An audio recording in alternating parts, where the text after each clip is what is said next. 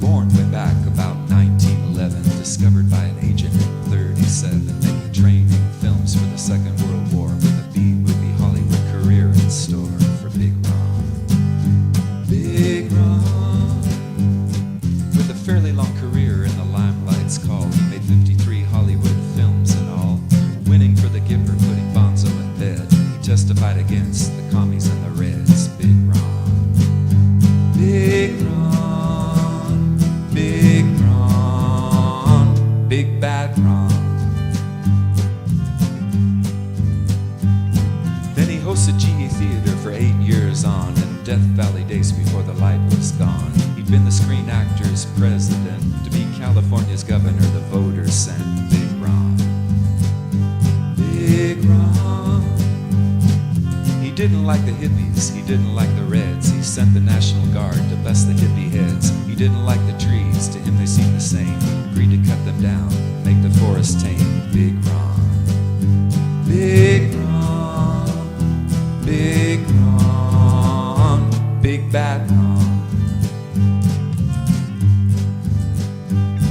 Then he rode into the White House on a silver steed, convincing a majority he had what they need. With a 25% tax cut in his lap, increased defense spending, he made a budget gap. Big Ron, Big Ron. Then in 82 came the big recession. They said it was the worst since the Great Depression. With his cabinet like his football team filling up the roster, shot by John Hinckley, impressing Jodie Foster. Big Ron, Big Ron, Big Ron, Big Bad Ron.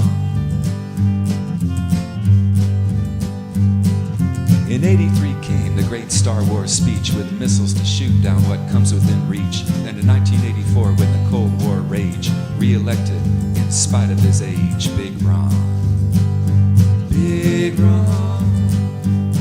When the scandal of the Iran-Contra affair came, letting others take the fall and the blame, he stood resolute, strong and tough. A stockpile of bombs would never be enough for Big Ron, Big Ron, Big Ron, Big Bad Ron.